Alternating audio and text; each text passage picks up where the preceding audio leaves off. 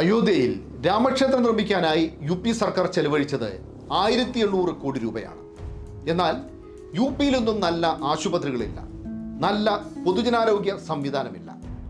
UP. സർക്കാരിന്റെ കെടുകാര്യസ്ഥതയാണ് ഹത്രാസ് ദുരന്തത്തിൽ കണ്ടത്.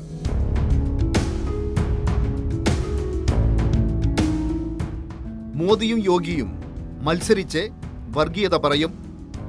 മതാന്ധതയിൽ ചിന്താശേഷി നഷ്ടപ്പെട്ടാൽ പിന്നെ സമൂഹം പ്രതികരിക്കുന്നത് ഇങ്ങനെയെല്ലാമാണ്.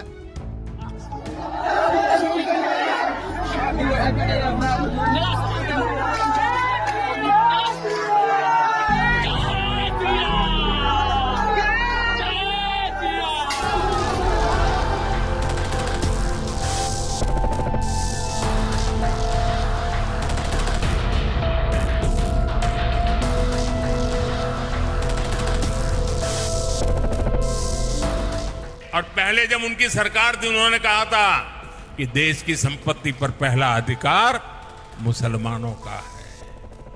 इसका मतलब ये संपत्ति इकट्ठी करके किसको बांटेंगे? जिनके ज्यादा बच्चे हैं उनको बांटेंगे. മോദിയുടെയും ആദിത്യനാഥിന്റെയും വർഗീയ നയങ്ങളുടെ ഇരകളാണ് ഈ മൃതദേഹങ്ങൾ.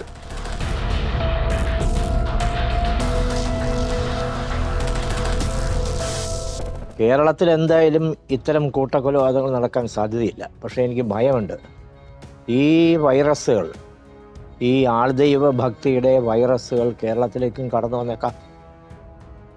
ഒറ്റ നിമിഷം നമ്മൾ ആലോചിച്ചാൽ മതി, കൊറോണ വന്ന കാലത്ത് ആരെങ്കിലും നമ്മളെ സഹായിക്കാനുണ്ടായിരുന്നോ? ഒരാൾദൈവം പോലും നമ്മളെ സഹായിക്കാനില്ലായിരുന്നല്ലോ. ഇതൊന്നും ആലോചിക്കുവാൻ സന്നദ്ധയില്ലാത്ത, നിരക്ഷരരായ, വിദ്യാഭ്യാസ സൗകര്യം തീരെയില്ലാത്ത ഒരു പ്രദേശമാണ് യു പി. അവിടെയുള്ളവരാണ്, സാധുക്കളായ മനുഷ്യരാണ് മരിച്ചുപോയത്. വിദ്യാഭ്യാസം ഉള്ളവർ അവനവനെ അന്വേഷിക്കുന്നു എന്നൊക്കെ പറഞ്ഞിട്ട് പോയി ആത്മീയ പ്രഭാഷണങ്ങൾ കേൾക്കാറുണ്ട്. അങ്ങനെയല്ല ഇത് ഈ ബാബയുടെ ആത്മീയ പ്രഭാഷണം കേട്ടാൽ മോക്ഷമുണ്ടാകും, ദാരിദ്ര്യത്തിൽ നിന്ന് മോക്ഷമുണ്ടാകും, ജീവിതം രക്ഷപ്പെടും എന്നൊക്കെ വിചാരിക്കുന്ന, അന്നൊക്കെ പറഞ്ഞ് തെറ്റിദ്ധരിപ്പിക്കപ്പെട്ട ഒരു ജനതയാണ്, പാവപ്പെട്ട മനുഷ്യരാണ് അവിടെ മരിച്ചു വീണത്. ഹത്രാസിലെ ഫുലരി ഗ്രാമത്തിലെ പ്രാർത്ഥനാ യോഗം പങ്കെടുക്കാൻ അനുമതിയുള്ളത് 80,000 പേർക്ക് മാത്രം. പക്ഷേ പങ്കെടുത്തത് 2.5 ലക്ഷം പേർ. യു പിയിൽ ഇന്ന് നിയമനിർവഹണം ഇങ്ങനെയെല്ലാമാണ്. തട്ടിപ്പുകാരും കൊള്ളക്കാരും മനുഷ്യദൈവങ്ങളുമെല്ലാം സംഘപരിവാറിന്റെ ഇഷ്ടക്കാരാണെങ്കിൽ അവർക്കൊന്നും നിയമം ബാധകമല്ല. ദുരന്തം നടന്ന ഉടനെ ഭോലെ ബാബയ്ക്ക് രക്ഷപ്പെടാൻ യു പി പോലീസ് സൗകര്യമൊരുക്കി. എഫ്ഐആറിൽ പോലും ഭോലെ ബാബയുടെ പേരില്ല. കാരണം നേതാക്കൾക്ക് അത്ര വേണ്ടപ്പെട്ടവനാണ് ഭോലെ ബാബ.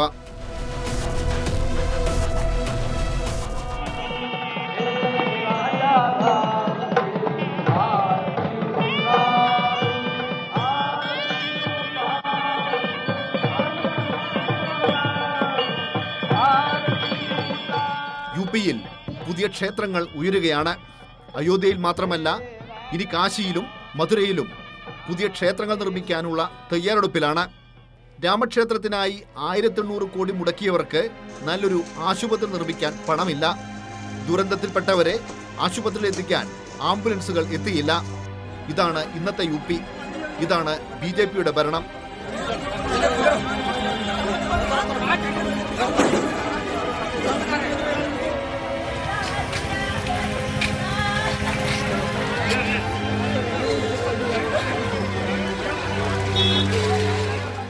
It's quite unfortunate when we are entering the era of artificial intelligence.